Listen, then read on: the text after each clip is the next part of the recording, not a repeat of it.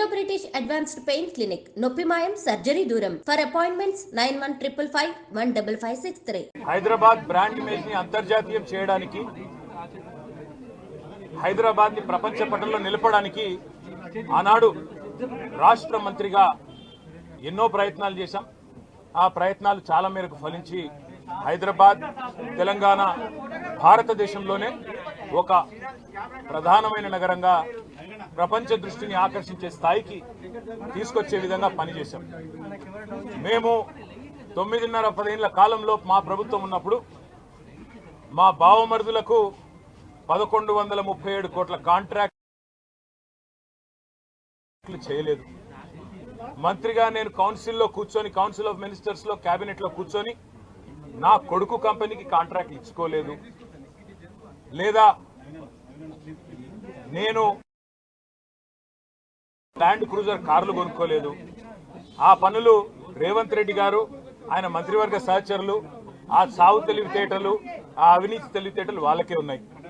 నేను 50 లక్షల రూపాయలతో ఎమ్మెల్యేలను కొనుగోలు చేయడానికి పోయి దొరికిపోయిన దొంగను కూడా కాదు. నేను నిఖార్సైన తెలంగాణ బిడ్డను. ఏ పని చేసినా తెలంగాణ కోసం, హైదరాబాద్ ప్రతిష్టలు పెంచడానికి కోసం చేశాను. అర పైసా అవినీతి కూడా నేను చేయలేదు, చేయబోను. సరే, ఇవాళ ఈ కొంచెం ఉర్రకుండా ఆగలుగుతారా? ఇవాళ కొంతమంది అర్థమయ్యి కాని వాళ్ళు, తెలిసి తెలియని వాళ్ళు ఏదో కొంత బురద జల్లి తాత్కాలికంగా మీడియా మేనేజ్మెంట్ ద్వారా రాజకీయ పబ్బం గడుపుకోవాలనుకునే కాంగ్రెస్ వాళ్ళకి నేను చెప్పేది ఒకటే, నిజం నిలకడ మీద తెలుస్తుంది. మీరు ఇవాళ చల్లే బురద ఎట్టి పరిస్థితుల్లో మా దృష్టి ఏదైతే కేంద్రీకరించబడిందో దాని నుంచి తప్పించలేదు. మేము మాట్లాడుతూనే ఉంటాం, కొట్లాడుతూనే ఉంటాం. గత సంవత్సర కాలంగా విద్యుత్ ఛార్జీలు పెంచవద్దని కొట్లాడింది టీఆర్ఎస్. లగచర్లలో నువ్వు రైతులను జైల్లో పెడితే అడ్డుకున్నది టీఆర్ఎస్. నువ్వు హైడ్రా పేరిట ఇండ్లు కూలగొడితే అడ్డుకున్నది టీఆర్ఎస్. 6 గ్యారంటీల అమలు నువ్వు చేయకపోతే నిలదీసింది అడుగడుగున కేసీఆర్ బృందం. తప్పకుండా మా దృష్టి మేము మళ్ళించాం. నువ్వేదో నా మీద కేసు పెట్టి నన్నేదో చేసి దానివల్ల మా పార్టీ క్యాడర్ను, మా నాయకత్వాన్ని నువ్వు దారి మళ్లింపు, దృష్టి మళ్లింపు దిశగా ప్రయత్నం చేస్తాను అనుకుంటున్నావు రేవంత్ రెడ్డి. అది నీ వల్ల కాదు. ముమ్మాటికి నువ్విచ్చిన 420 హామీలు ప్రశ్నిస్తూనే ఉంటాం. నువ్వు ఎన్ని కేసులు పెట్టినా, ఇది కాదు ఇంకో 100 పెట్టుకో, ఇంకో 1000 పెట్టుకో, ఎదుర్కొంటాం.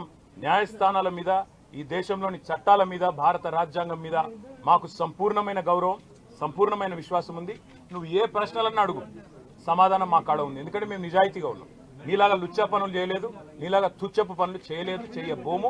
నికార్సైన తెలంగాణ బిడ్డగా, కేసీఆర్ గారి రక్తం పంచుకొని పుట్టిన కేసీఆర్ కొడుకుగా చెప్తా ఉన్నా, తెలంగాణ కోసం అవసరమైతే చస్తాను తప్ప ఎట్టి పరిస్థితుల్లో ఇట్లాంటి లుచ్చగాళ్ల ముందు మాత్రం తల వంచను. తప్పకుండా కొట్లాడుతూనే ఉంటా, పోరాడుతూనే ఉంటా.